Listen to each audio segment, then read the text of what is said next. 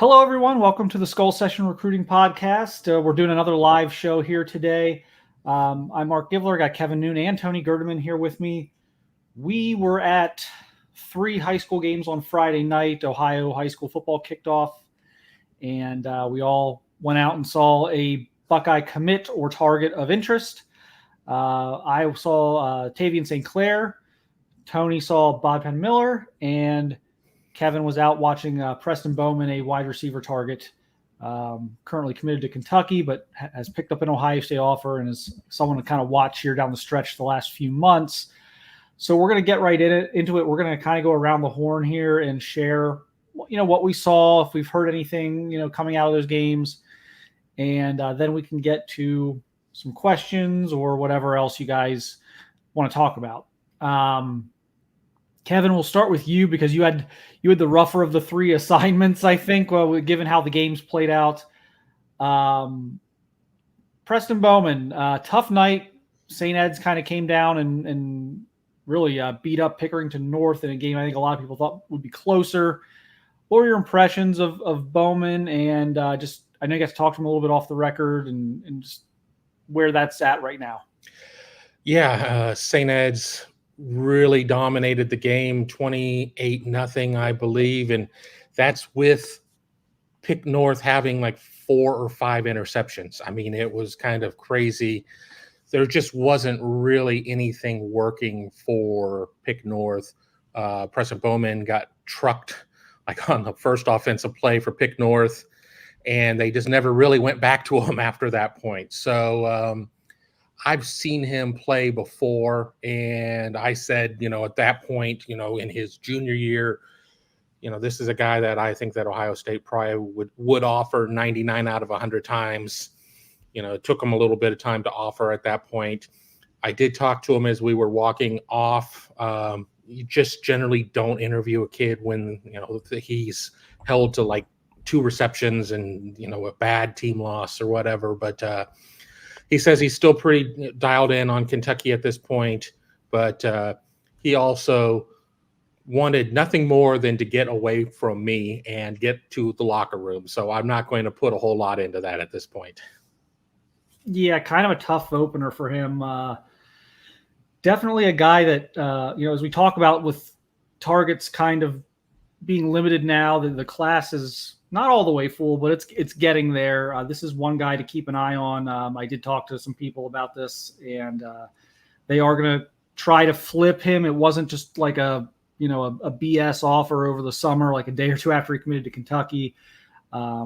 He is a serious target for them down the stretch, and we'll just kind of see just how serious things get. Obviously, they're also recruiting Phillip Bell, who they have a shot at landing, who's uncommitted right now, and I don't know that they're actually connected. I don't think if Ohio State gets Phillip Bell, that automatically means that they're out on Preston Bowman. I think there's a way that both could end up in the class, but just something to kind of watch here the next few months as we start to have limited targets, limited situations to follow as we get closer and closer to signing day. Tony, you got to watch Bodpegn Miller. And we have a little video we can put up in the background while you talk about that. But obviously a very interesting kid, maybe the most interesting kid in the class, plays quarterback, doesn't really have a lot of experience playing receiver, extremely athletic, tall kid. Tony, what was your impressions of him? Because he did some interesting things there on Friday night.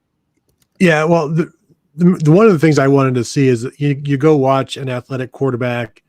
I just want to see what happens when things break down because they're gonna, and they certainly did in this one. But he was able to make plays, escape the pocket, is more explosive than somebody that you would see. Because when I look at 6'4", 190, like you look at him, and I keep saying he reminds me physically of Benjamin Victor, former Buckeye receiver. But Benjamin Victor was all like elbows and knees, and it took him a little while to get going and get started, and the cutting wasn't necessarily there. I think Bodpegn Miller is a much more dynamic player. He's fast and quick. He's more sudden. No idea what kind of receiver he is. Brian Hartline obviously has offered him, but he's just an impressive, sudden athlete. and I thought it was interesting as well. He plays cornerback when necessary. He started the game there, and he was opposite of Braden Fogel, who is one of the top tight ends in the 2026 class. Braden Fogel plays wide receiver for Lexington, but he's like a bigger wide receiver. He just looks like a big wide receiver. He does not necessarily look like a tight end at all right now, but Bodpegn Miller followed him all around in the first half. First half didn't go well overall for Ontario. In fact, Miller, the first drive, drove them down and then threw what ended up being like a 90-yard pick six on a down towards the end zone. And that was kind of the way things went. I think he had maybe 2 interceptions in that first half, and they were trailing 14-6, I think, at the half. But then the second half, they didn't necessarily start him out defensively. They would wait until passing downs to go then put him on Braden Fogel. That allowed him to be more rested for the offensive side of things. And they ended up coming back and winning, I think, 31-14. I believe they've had 2 or 3 touchdown passes, some just deep shots that you let your receivers go up and get. But I know I've seen people say, I don't know about this offer. I've not been impressed with what I've seen. But like, you're not looking at a quarterback. Like, he's playing quarterback, but you're trying to evaluate him as an athletic, as just an athlete. And that's all there when you watch it. It's just a matter of all of the intricacies of playing the receiver position. But it's, you got what you expected to see, like this one going around right now, running around the defense a couple of times to pick up a 3rd and 10 and keep his eyes downfield. And so he was having some fun out there trying to keep things alive. Yeah, the thing I think is interesting about him, maybe a breath of fresh air for Brian Hartline, is I don't think there's this pressure to get him on the field next year. Mm-hmm. Like, when you recruit Jeremiah Smith and Brandon Innes and Mylan Graham and Carnell Tate, those guys are like, I need to be playing right away. Like, I'm not sitting, I'm not waiting. I need to get out there. These are 5-star national kids, and you're going to have the Alabamas, Oklahomas, et cetera, of the world poaching these guys if you don't get them out there and play them right away. And I think with Miller, I think there's going to be a natural patience on both sides that will allow them to do things a little bit differently with him. I don't think they have to rush him out. I don't think he's a kid who feels he's even, needs to be rushed out there. And so he's a really interesting developmental guy for me.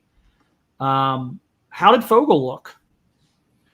He was being covered pretty well. And so they didn't necessarily look at him much. I thought they would do more. And to be honest, I knew the way they put him on, like they put Miller on him. I knew he must be somebody. I wasn't aware of him necessarily beforehand. Yeah. And so the fact that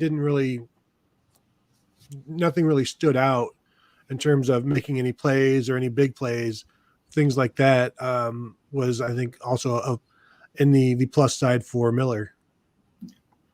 Yeah, that's an interesting thing too. They are recruiting to play receiver, but it would be interesting maybe, gosh, he seems to have quite a athletic profile to play like free safety. But I think they'll give him the start at receiver and see where things go. But he also put several kickoffs into the end zone. In fact, at one point after they finally came back and took the lead, he put one. It may have gone through the uprights because everybody was so fired up with the home crowd and everything going on. Got a big leg. He did. They were backed up at one time in the first half. They were backed up in their own end zone, and he shanked a punt that gave Lexington the ball at about the Ontario 20-yard line, and the visiting fans started chanting "overrated." And the thing is, he's not being recruited to be a punter, and he's also not being recruited to be a quarterback. I don't think you should chant "overrated" about a shanked punt of a 3-star wide receiver. That's just my opinion. Well, on that's a good segue. Speaking of players who had overrated thrown at them on Friday night, Tavien St. Clair, believe it or not, the Sydney student section. Every now and then there'd be an incompletion or a sack, and you'd hear an overrated chant.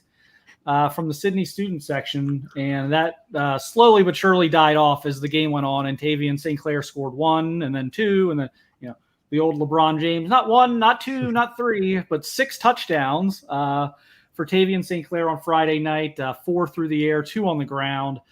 Really, just a dominant effort from Tavien to start the season at Sydney. It's a rivalry game. Sydney's also a bigger school, so I know Bellefontaine plays a lot of small schools, and people are have hard time maybe wrapping their brain around certain competition levels and things like that. But Sydney's a bigger school, so this was one of the bigger schools they'll play this year. But just the accuracy, look at that. I mean, there's only one place he can throw that football, and he put it there. And, credit to his receivers for making the catches and everything. But there's just certain places he was putting the ball on Friday night that only it was either going to be an incompletion or his receiver was going to get it. And just beautiful ball placement. Here he goes up top. Just an array of different looks out of him. Was able to watch it off schedule, made a lot of plays, extending plays, and then making big throws. Made a lot of plays with his legs, which is going to be a new wrinkle this year. He's always been athletic, but I think he's been more hesitant in the past to use his legs. He was not hesitant on Friday at 2 rushing touchdowns, had another long run on a scoring drive. But just an absolute, wonderful opening performance from Tavien, who didn't play in the fourth quarter. So this was this was 3 quarters.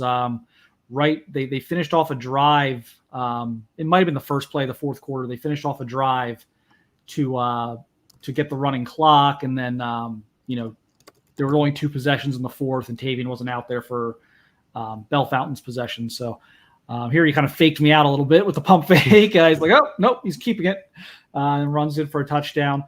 But some of the throws he made were like NFL throws.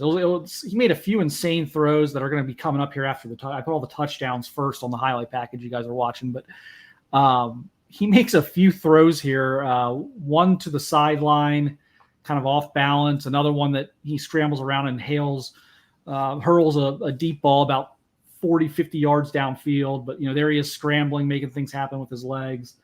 But yeah, just a tremendous opening performance.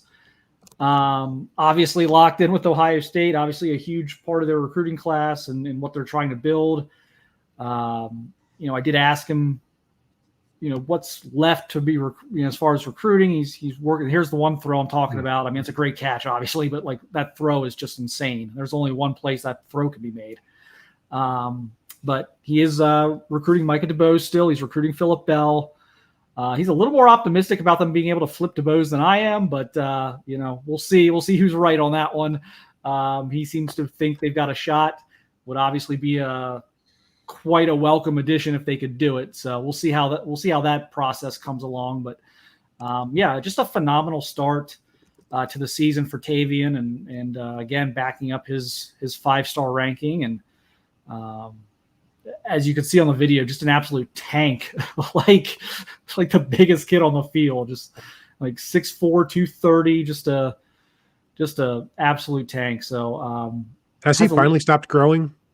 I think. I mean, I think he's certainly in the height department. He has, but yeah, he's. I don't know who he really reminds me of. It's so hard to, he's.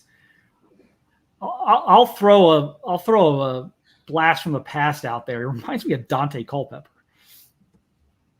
Just a huge, big arm kid that can run. Josh Allen. Josh Allen's a good one. That is just. He's got these long strides to him too. He's not nearly as fast as Terrell Pryor was. Like once Terrell got going, he was. Oftentimes the fastest human being on the football field at the college level, even at the NFL level. But he's got these like long strides to him, which I think makes it hard for defenders to take angles. It doesn't look like he's going very fast, but he is. And I think you saw that on that longer touchdown run where guys weren't taking good angles. It didn't look like he was moving that fast, but he was just running away from everybody. And so he's got that long stride to him. Just a really impressive player and a guy who I think is going to have a very bright future at Ohio State. So do we have questions or we want to dive into anything else? I mean, Javen McFadden, big commitment. Kevin and I broke that down on an episode on Saturday. Buckeyes on the board there with the offensive line. Will Tavien St. Clair, I should read these. I know last time we went live, I probably didn't do a great job of reading them. It's like, hey, I have to remember that there are people who are just going to listen to this. But, Right, yeah. Mello number 7, will Tavien St. Clair go down as the GOAT QB for the Buckeyes? Well, right now you're addressing me, so you're addressing the leader of the CJ Stroud brigade. So I'm going to take CJ Stroud to hold off anyone currently in the pipeline, but I think Tavien's got a chance to absolutely continue that Haskins, Fields, Stroud, like first round pick kind of thing. I absolutely think he's got a chance to do that. What do you guys think? Yeah, I think that he has all of the opportunity there. I mean, he's going to have to battle Julian Sayin, apparently, as somebody said here. Russ said, may have to sit 2 years behind Julian. We'll see where things go kind of with there. But, Tavien St. Clair has grown so much and progressed so much from when it was like a battle between him and Ryan Montgomery to see who was going to be the quarterback in the Ohio State class. But, I think that certainly Tavien St. Clair has all of the weapons, all of the tools that you need. And, there are more than one good quarterback coach at Ohio State as well. I'll just compare him to the two guys that are going to be ranked like he was or will be in Ohio State history, and that's Quinn Ewers and Terrell Pryor. I think he will do more than either of those two when it's his time at Ohio State, certainly more than Quinn Ewers, just a guess. But I think because, you look at Terrell Pryor was never all Big Ten. He always had some things that were lacking in the consistency department. Was exciting as heck at times and was unstoppable at times, but also was inconsistent. I think the consistency, you'll get that from Tavien St. Clair, but I'm with Russ there. I don't see it happening next year. And if Julian Sayin is the returning starter quarterback in 2026, like that, good luck there as well. But as we've also seen, you can do a lot. There's no shame in biding your time for a couple of seasons while you develop and get ready and be ready when you do get your chance. And Dwayne Haskins was a redshirt sophomore when he got his chance, and that led to a first round pick. And so you don't have to be a starter within your first couple of years. It's okay to take some time. And it's really the fact that that's even considered taking your time anymore is pretty crazy as well. Because, third year, fourth year, like a lot of guys never got to start until their fifth year back in not too long ago. And so I think the good thing is he's from Ohio, so you'd think he's got more patience, but that's not going to stop anybody from saying, are you sure you want to sit for another year? Yeah, that's going to be interesting. I'm also a pretty big fan of Julian Sayin's game. And yeah, I think the likely outcome here is that Julian Sayin is the starter next year and will be for 2 years. I mean, the good news is if Julian Sayin starts next year and he's really, really good, he's probably going to get out of the way for St. Clair after just 2 years. Probably not going to be here for 3. And if he's not, as good as advertised, then you can have a battle the next year and kind of best man win type thing. But I don't get the sense that Tavien's going to be running to the portal after a year.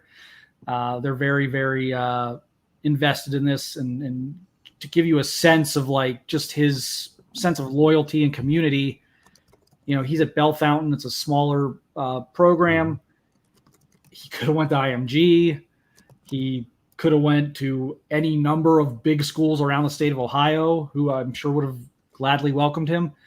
And he chose to stay there with his teammates, in the town he grew up in, and with the kids he grew up with.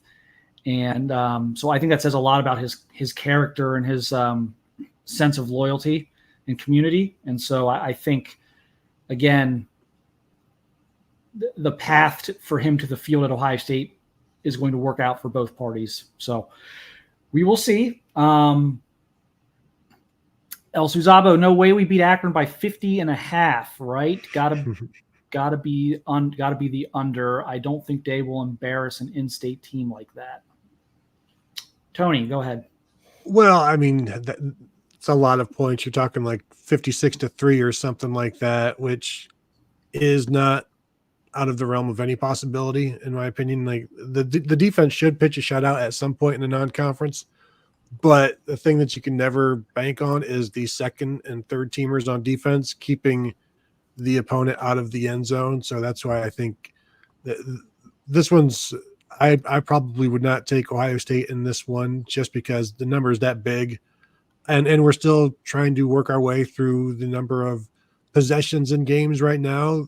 Akron's going to try to shorten the game, which means Ohio State's going to have to be more proficient in the possessions that they have. So I'm thinking take the points with Akron there. Take the cannoli. Leave Kevin, your thoughts? 50.5 is a lot. I saw it down at 50 on covers as I was writing tail of the tape, my shortest tail of the tape of the year, because there are no stats to really build off of. Akron is a different team than it was last year. I mean, obviously Ohio State's a different team. There's certainly something to be said about not wanting to drill in-state guys. Joe Moorhead is the head coach there. I mean, I think there's a pretty good relationship there that you don't want to sit there and, go sideways. But then again, it's going to be very important for Ohio State to get the twos out there, to get the threes out there, and to run the offense.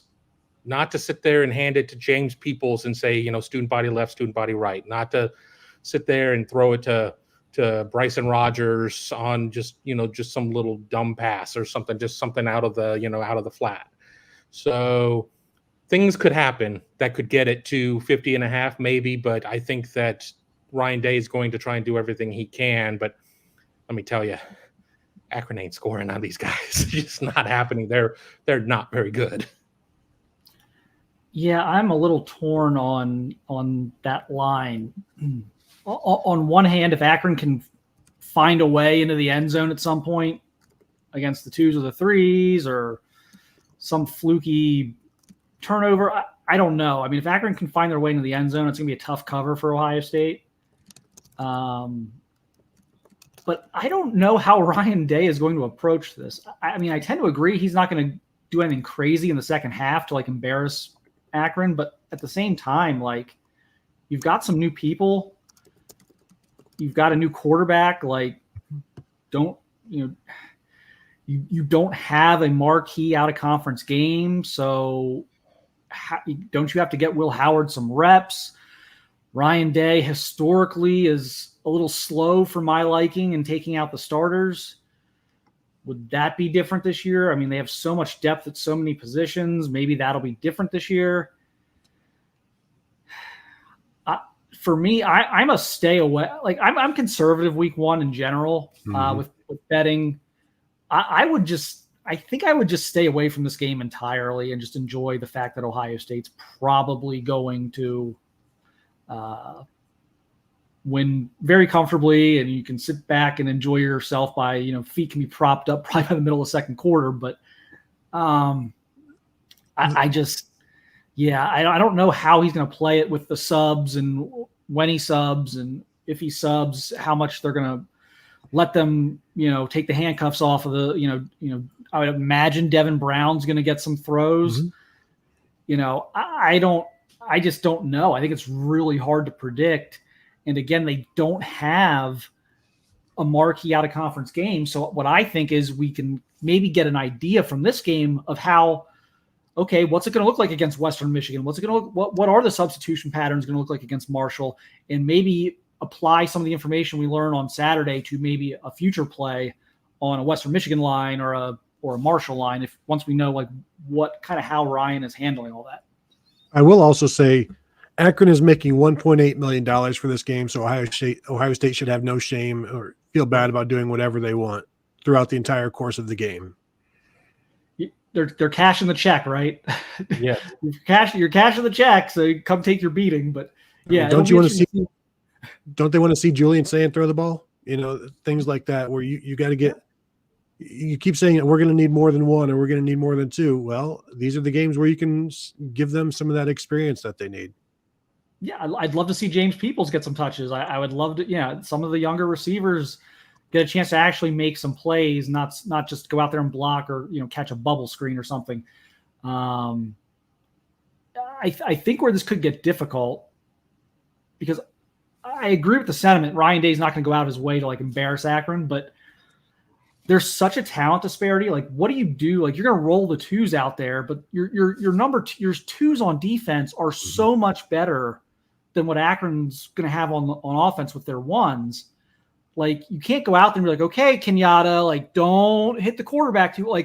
You're going to Kenyatta Jackson's going to go out there and he's going to be turned loose. Even an Edric Houston, I'm sure is going to play in this game. You're going to have to turn those guys loose. And it's okay, you can only do so much in certain games like this. You can only do so much to keep the score reasonable. There's nothing you can really do to stop Edric Houston from blindsiding the quarterback and the ball pops out and Kenyatta Jackson, picks it up and scores. I just don't know how much they're able to really hit the brakes on some of this stuff. Well, I think some of these games are also where you get defensive touchdowns in the fourth quarter by some of the young guys. We saw it with Jermaine Matthews last year, or past games where a quarterback Akron's going to be throwing the ball and Ohio State's going to be jumping those routes or sacking the quarterback. So a defensive score in this one would not surprise me, and maybe they need a defensive score to just get them over that edge of the 50.5. And if there's a defensive score in the first quarter or first half, maybe jump on the live number there. Yeah, that may be a good live betting opportunity, because if they come out of the gates and it's 21-0 after the first quarter, you may get something in the 60s, plus 60 something, and that may be tasty at that point, given how the second half could play out. Or if they start slow and it's gosh, it's 7-3 at the end of the first quarter, you may get something. I don't know what in the low 40s at that point, or even high 30s. You may get something like that, and that's because obviously if it's close to the end of the first quarter, eventually the doors are going to get blown off, and so that Tony, you may be onto something there. This may be a live betting opportunity, depending on how the game starts. But Mellow 7, chances that we land Jerome Miles. I think not great. I think he's going to Utah. I think Phillip Bell is your more likely out-of-state receiver addition at the moment, but they're still trying. But I don't get the sense that they're going to get him. I agree. I think that Utah is the right pick there on that one, and I do think they're going to land Phillip Bell. I really do. We have to make it to the end of the month. Things always can change, so you don't know. We don't have, Mark has his magical orb of wonderment, but I haven't trademarked anything yet. But I'm going to say that they're going to land Phillip Bell. Tyler Shores, fellas, it's game week. How are we feeling? Good to catch you all live. Love the afternoon live streams. Thank you. We want to do these. I don't want to say we're going to do them every Monday yet, because I know you guys have some travel stuff, but we're going to try and do these Monday afternoon kind of, we'll talk about the team. Obviously, we're going to answer your team questions too, but it'll be kind of a branded recruiting podcast. So we'll always start with 15, 20 minutes of recruiting and then go to questions. But appreciate you being here. I feel amazing. It feels like Christmas Eve to me. This is the most exciting time of the year for me. I love college football. I love all the different sports that are about to kick. The NFL's coming. Hockey's about a month and a half away. This is the greatest time of the year for me. The weather's still nice. So I feel great. I'm ready to see what this team looks like. I think there's a lot of excitement here. I've felt this is the most maybe anticipated season since maybe 2015 coming off the championship. Just in terms of kind of trying to gauge your guys' excitement for this. So I feel great. Kevin, Tony? I'm really excited. I mean, we had a couple of games on Saturday.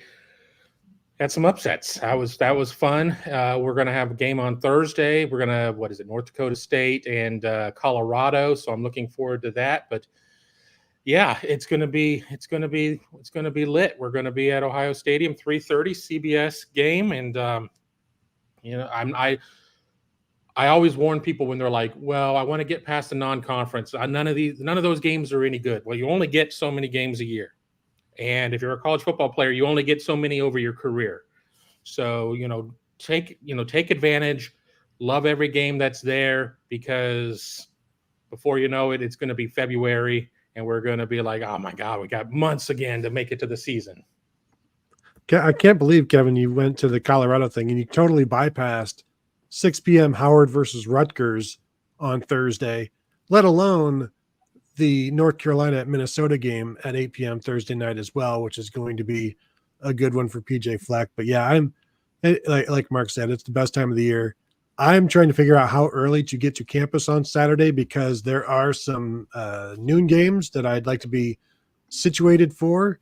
So I'm probably going to get there, but I also want to get to campus and just be on campus for a while. And I like to, the first game of the season or whatever, I like to, go check out the Oval, go walk campus a little bit, but I do want to be in my seat by 12 p.m. for Penn State at West Virginia, Clemson and Georgia.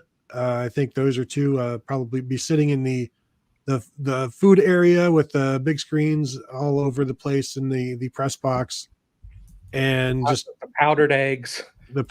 No, it's a 3:30 game, so there'll just be popcorn until there's actual powdered hot dogs. Powdered hot dogs. So, yeah, I'll ask you guys though. I'll set the number at 1.5 possessions for Will Howard in the second half. Mark, because 1.5 seems too low. Mm-hmm. Maybe. So I am inclined to take the over for two reasons. One, I think you're safe to get to 1 because I think no matter what happens, no matter what the bloodbath could happen in the first half, I think they're going to want to go into halftime, talk about things, and then regroup and see what they can put out on the field that first drive of the second half. They're going to want to practice that again. No marquee out of conference games this year, so you're going to have to be doing this against lesser opponents. You're not going to have a Notre Dame or anything like that to where you're going to have the situation. So I think they're going to do that, and just in the sense of again, until Ryan Day shows me that he's going to be a little more liberal with pooling the starters, I'm going to go 2 possessions. Kevin. I agree with Mark's logic there. I mean, I don't need to re-explain it after he said that. Mm-hmm. So, I'm going to agree with Mark. Mellow 7, why isn't Fry offering the 26 Ohio offensive lineman class, i.e. Guthrie, and why did he blow off Conroy? Okay. So, Justin Fry has offered 3 Ohio linemen so far in 26, and Deron Parks, who is in West Virginia, who's 2 hours away. I actually understand waiting on Guthrie for right now, and I may not understand it in 6 weeks, but we are talking about someone who does not play very good competition, has not played a down of his junior. None of these guys have played a down of their junior season. Well, they I guess they just did Friday, but they hadn't played a down of their junior season until Friday. So if Guthrie's first 4 to 6 weeks comes out and it looks good and they haven't offered, then yeah, I think you're onto something there. My bigger issue is what's going on with Will Conroy right now, because that should have been a layup Huge Ohio State family, huge Ohio State fan. The offer he wanted. I think he's probably the best center prospect in the class. I don't know what the reasoning is right now for why that's not a more aggressive pursuit by Ohio State, and why the communication isn't better. That one I can't answer. I can answer the Guthrie one pretty easily because he's more of a long-term project than the other guys in the state that they've offered. He doesn't play the competition that a lot of the other guys in the state that they've offered play. And there's time there to make an evaluation and be sure. It's easy for the out-of-state schools to go and throw an offer. They don't have to honor it. We've watched Georgia come in and offer Ohio kids in the past. They didn't honor those offers. So that's Guthrie, I think, is easily explained away. Conroy is interesting, and that would be if I were in charge, I would be patching that up with Conroy one of my top priorities right now on the recruiting trail. But we'll see how the next few weeks go with as they get guys on campus for visits and such. Oh, I'm sorry. Let me get back to the questions. Yeah, I was doing three things at once.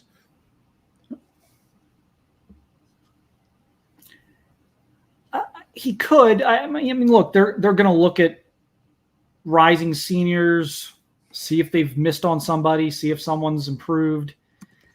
I think Jameer Scott's probably one of the better players in Ohio who doesn't have an Ohio State offer. How many more defensive backs do they want to add versus, need to add? So, I mean, the short answer is yes. The longer answer is I wouldn't bet on him getting offered, but I think he's on a list of guys to look at as they decide kind of what they want to do with defensive backs. And remember, they've got some guys they're trying to flip, Dorian Brew and Trey McNutt and those guys. So they're also trying to hold on to Naeem Offord, which is going to be all sorts of fun between now and December. So, they're gonna take a look. Roger Smith, agree with you, Mark. This is the best team since 2015 and hungrier, and want to make a statement this year. Definitely hungrier. Boy, if I ever wrote a book, there'd be a whole chapter dedicated to that 2015 team. I had parents. So they won a national championship. So we fast forward to April, it's spring ball. I've got parents almost panicked telling me these kids aren't focused. We got like 10 kids who got a foot out the door to the NFL. They couldn't go pro last year because of eligibility stuff. They're sophomores. Everyone's getting their affairs in order for the NFL. The focus level isn't where it needs to be, et cetera, et cetera. And you could kind of see 2015 coming. You really could. Then they didn't always. I don't think they played well most of the year. Mm-mm. In fact, I thought they got lucky, that they dodged a lot of bullets until Michigan State's finally connected, and then all of a sudden, it's like they snapped out of it and showed us the team they should have been after that. But I agree. I think this is a really good mix of that type of talent they had in 2015, but with that added hunger of none of us have won anything yet. Caleb Downs didn't win anything in Alabama. Will Howard didn't win anything at Kansas State. The guys here have been close, but haven't been able to do it. So I agree. I think it's a really interesting mix. I think it's a good mix. It's a mix of experience and hunger and talent. So, well, and that team, 5 guys started the season suspended, to give you an idea of what the offseason was like. But they beat Northern Illinois by 7. They beat Indiana by 7, Minnesota by 14. This was, you could see this coming, and just a lot of circumstances that year with the quarterbacks. So Cardale Jones trying to be JT Barrett trying to be Cardale Jones. The coaching staff, Tom Herman is gone. So a bunch of reasons for that. But I think mostly the thing that I will credit is just they won it the year before. And like you said, these were a bunch of second-year players that won it and knew that this was their last year. And the math worked out against Ohio State in so many factors, in so many ways there, because none of the factors were there to keep them hungry, keep them focused, get the most out of them. Whereas this year's team, certainly focused, certainly hungry. But again, what happens when they're down by 6 in the fourth quarter against Michigan? How do they respond, and how do they buckle or buckle up, basically? Super chat, TK, sorry for the off-topic question, but have we seen a university fight against the NC2A like the Michigan in recent decades? It seems like their strategy is outdated. Tony, you can start on that. Yeah, I mean, I don't know that the strategy is outdated. I think it's the new norm in many things. And so we have seen some other schools like acquiesce and self-impose, but the way Michigan has done this is every step of the way they've been defiant until they can be defiant no longer. And then they're like, okay, we will accept this suspension. Well, how about if we do this suspension? And no, we won't do a temporary restraining order. Eventually, like the NCAA is already tired of it, but I don't know that it still comes down to what they can prove, what is a commensurate punishment, what is precedent, and things like that. I think there's enough precedents there to be really punitive. But as we talked about in the live show yesterday, I just don't know what kind of mood the NCAA has for being as punitive as they used to be. Because 10 years ago, 3 seasons of games of wins are being vacated, and there's a title. Their titles are being stripped. If this happens 10 years ago or 15 years ago, now I don't know. Yeah, so this is kind of an interesting one for me. My theory over the years has been don't cooperate, because we've kind of seen Ohio State be cooperative, and I don't feel like that's always helped them when the punishment came down. We've seen other schools just give them the middle finger and somehow survive. But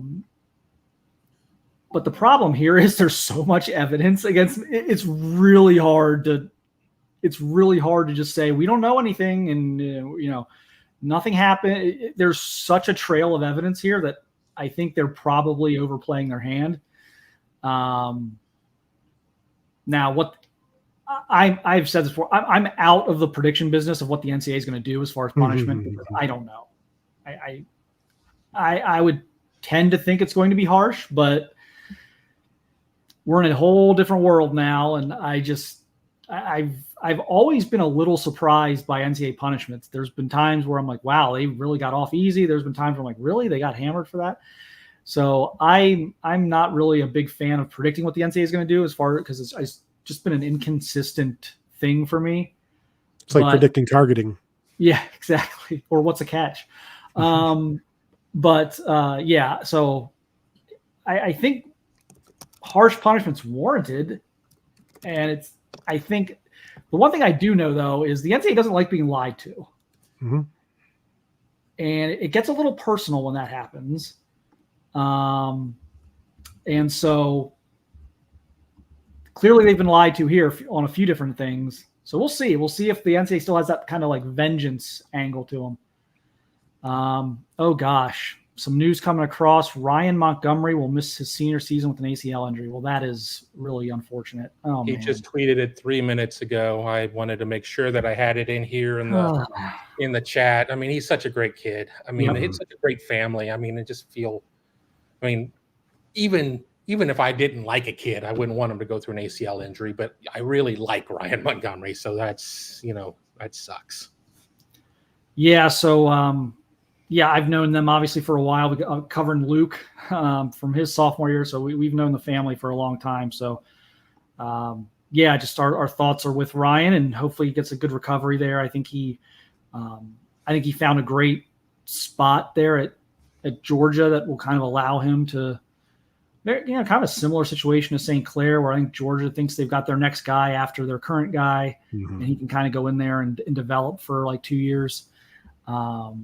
And play around a very talented team. And so hopefully, just a speed bump for him. But yeah, that's pretty brutal because he's gotten so much better the last 2 years. And I know, they finally had some good receivers around him this year. And I know he was so excited about this season because he knew the talent around him was better this year than it was last year. So that's tough.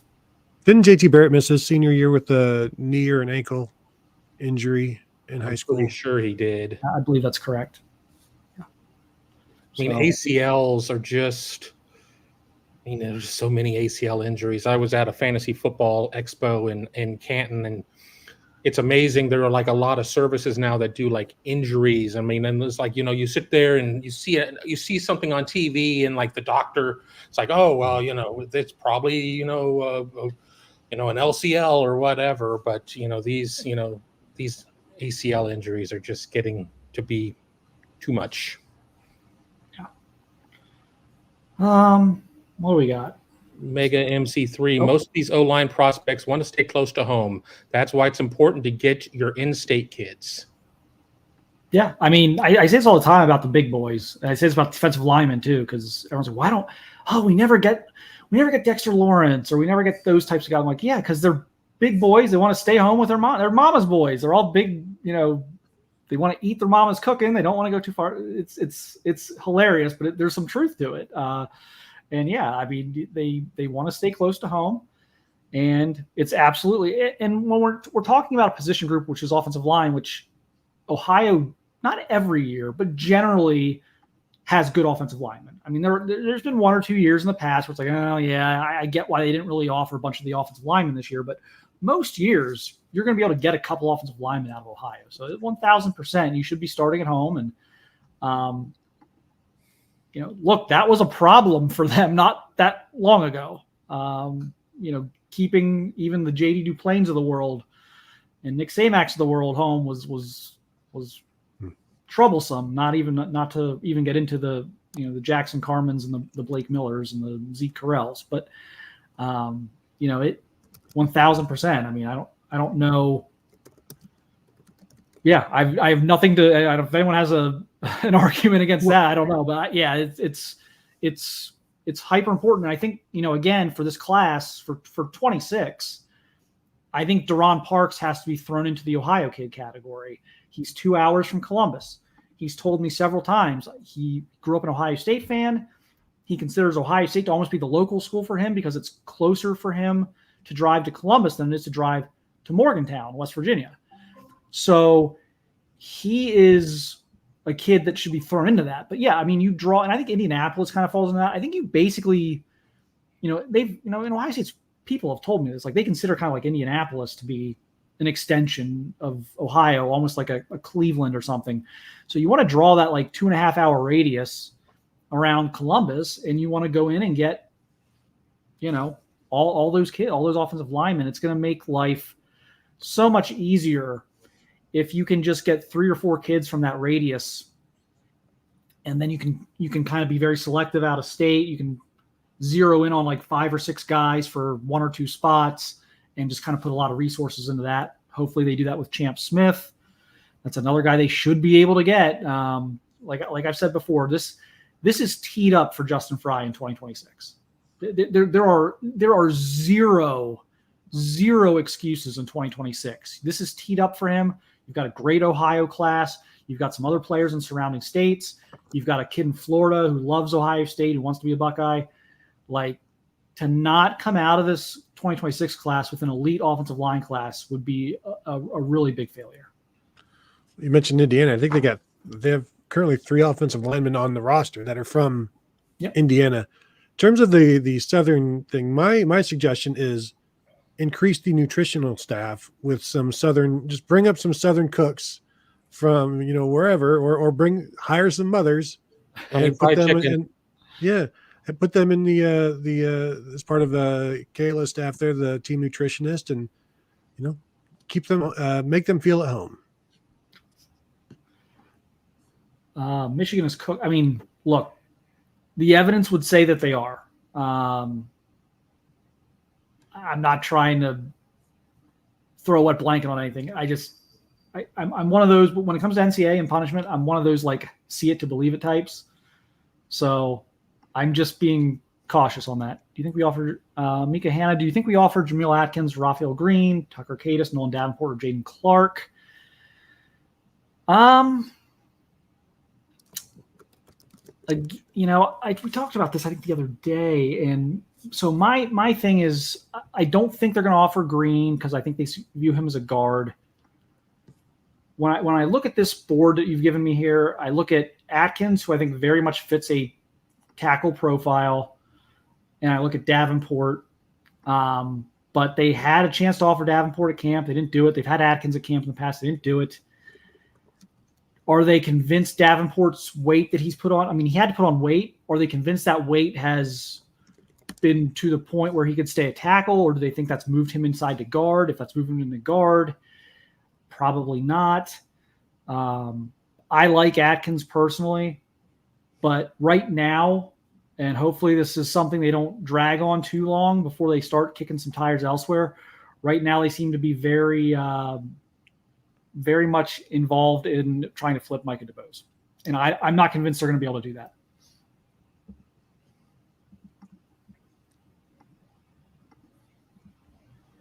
Wingman Ted, if Michigan fires Ward Manuel, would he no longer have to recuse himself against taking away their championship as the CFP chairman?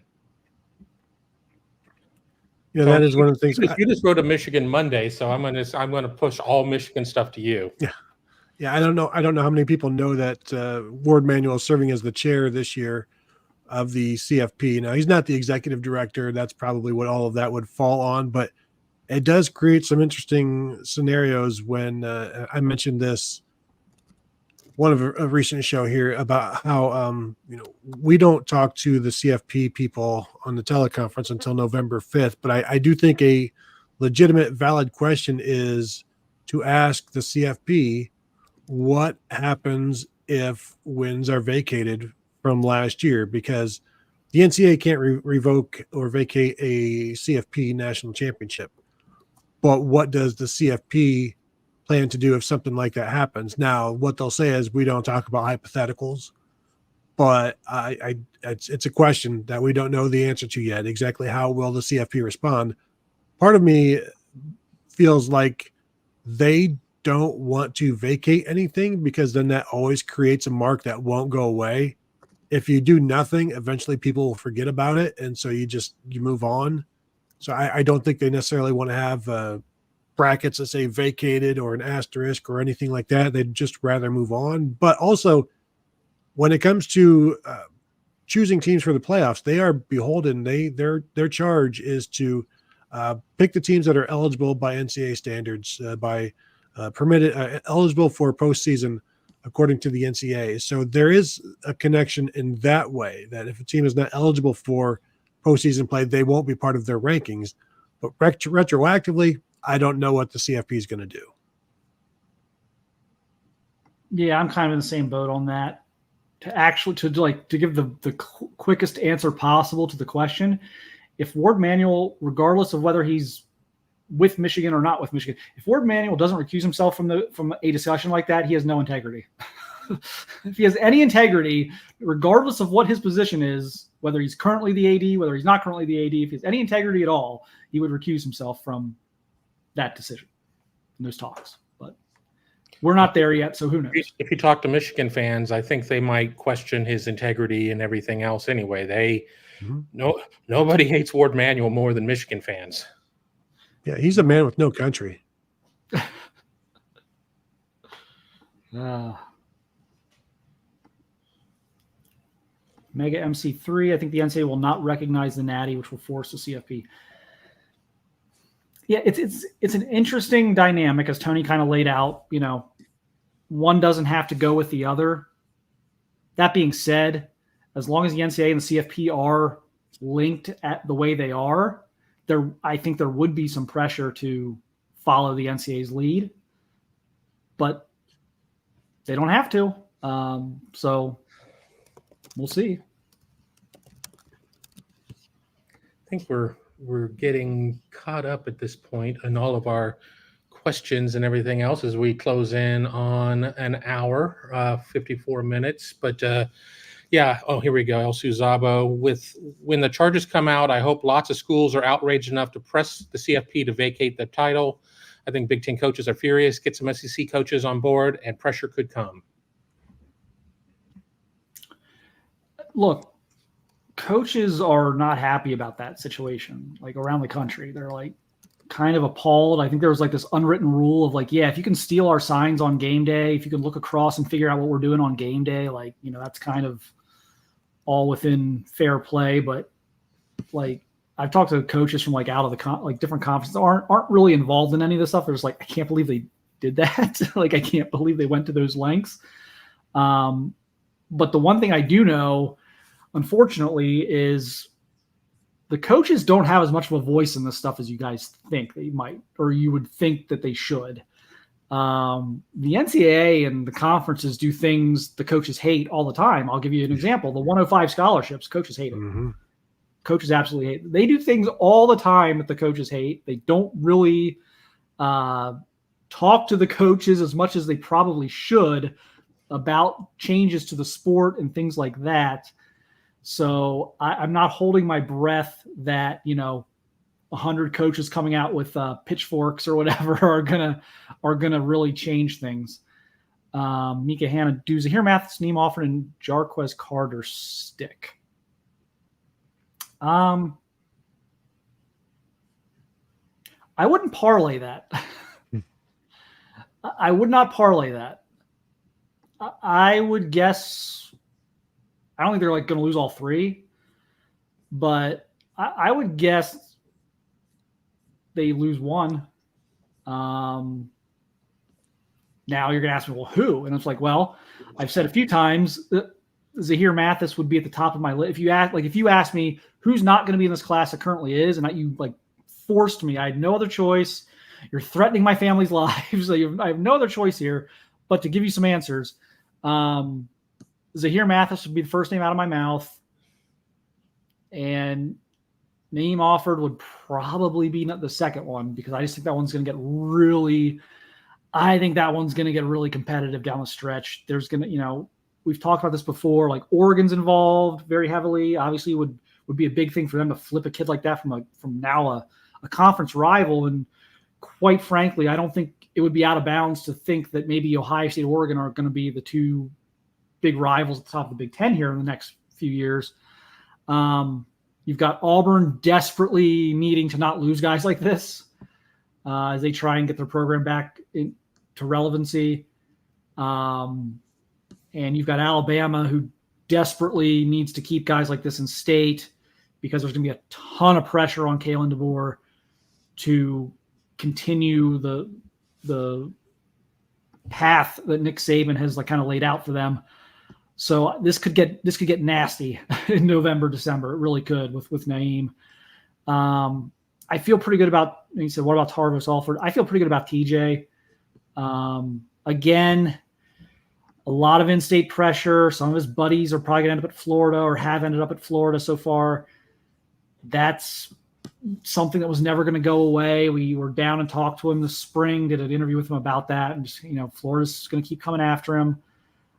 I think as long as, you know, I think the relationship there with James Laurinaitis is really good. I think what Ohio State's going to put on the field this year at the linebacker position is going to be pretty appealing. But, you know, the reality is, you know, there's 5, 6, 7 guys in this class that they're not completely out of the woods on. And that's the way this goes down the stretch. There's guys you have to hold on to that are going to maybe take some visits. And you're also, you know, look, they're going to recruit Micah DeBose, you know, and if another, you know, if a big name offensive lineman loses his head coach or position coach or something happens, he's not happy, they're going to try and flip him. So this is going to work both ways. We see this every year. We see like 20 kids commit early, and then like maybe 3 or 4 of them don't end up in the class, and 3 or 4 guys come in late that we didn't really talk about before. And so I suspect that'll be the same this year. It's just hard to kind of pick individually who it's going to be. But yeah, I mean, I think you hit on guys that Ohio State's going to have to pay a little extra attention to down the stretch. I think it's going to be interesting just to watch that Oregon Ohio State battle, because with the in conference recruiting battles. Like with Penn State, it's the kind of the Northeast type of, the DMV in Pennsylvania. With Michigan, it's more the Midwest. Those are the battlegrounds. With Oregon, it's everywhere. And we've seen that in Texas. We've seen it in Missouri, see it in Ohio, going to see it in Alabama. Like, you're going to be fighting Oregon everywhere. And those are battles you have to win because you're going to play Oregon on average once a season. And that includes the seasons where you're not scheduled to play them. You're still probably going to end up playing them. So every recruit that you lose to Oregon is one that could come back to hurt you. Every recruit that you gain from over Oregon is one that you'll have to help beat them. So I think it's going to be interesting. It's a broader pool that you're going to be battling Oregon from than you do Penn State or Michigan. So the battleground is much more vast. Yeah, no question. I mean, you can't be going out there, swinging for flips and everything else and not expect everybody else to try to flip your kid. So it's just modern recruiting at this point. And Mika asked, if Zahir flips, who do we get? Well, if you lose a kid in November, it's not necessarily a case of where you have somebody, sitting right there. I mean, I guess you could sit there and maybe look in state, but if you didn't offer them at the first time around, I mean, I think Ohio State's a lot closer in terms of its defensive line number this cycle than it was the last two cycles. Yeah, I mean, that would be an interesting scenario, obviously. I know right now they've kind of felt like they're good. They didn't, they got Zion Grady, London Merritt. Both of these guys are pass rush specialists. So I think they've got quite a bit of that skill set. They sort of let Damian Shanklin go to LSU. That once, so I don't think right now they feel like they need more. So it would be interesting. I think that you would see them. Obviously, they're going to try and flip Justin Hill. We'll see if they have any success with that. I think they would maybe go back. Maybe they would kick the tires on a Damian Shanklin. Maybe they would kick the tires on someone like a Marion Dye or, there's Indianapolis kids that they were after. So that would be a place to maybe look. But I don't think that they're feeling like they're in this situation of weakness. I think they feel like they're operating from a relative position of strength right now with defensive line recruiting in general. I just think they feel like they're in a much better place right now than they have been maybe in the last couple of classes when they were really having fingers crossed on getting guys. And I think this time they've got a really good class together, and it's, I don't think it's as big of a concern. All right, we are largely caught up. I mean, we could touch the same points over and over and over again, but we've gone an hour right now, and I think that it'll be interesting to see what we see out there on the trail in the next week or two before Tony and my life becomes like completely unhinged with covering the Buckeyes. But yeah, there's a lot still out there in the state to check out. Yeah, you guys will ease into it this year, though. You got no big marquee games in September, like no road trips. You get a bye. You get 2 buys this year, but you get a bye in September. So you get the Michigan. Michigan State technically is the last weekend. The very last one. Okay. Yeah, that's right. That's right in there. It's squeezed in at the end. But so you guys at least need to roll into it a little bit. It's like, flying out to, you're not flying out to Oregon until October. Well, it even helps having a 3:30 Saturday game opener and a 7:30 game. Like it's the tough parts are getting home and putting up video at like 2 a.m, and then you got to turn around for a 12 p.m. kick on Saturday, which that has not been the case so far this year. Yeah, we'll get through as much as we can here the next couple of weeks, at least on Kevin and Tony's end. I'll obviously be going to games throughout the year, but we'll try and get as much as we can here for you guys the next couple of weeks before it really hits the fan with the Buckeyes. But yeah, we want to go about an hour, so we've done that here. I think we've covered a lot of ground. Again, I'm going to try and have us do this as many Monday afternoons as possible during the season. coming back from Oregon for you guys, that might be tough.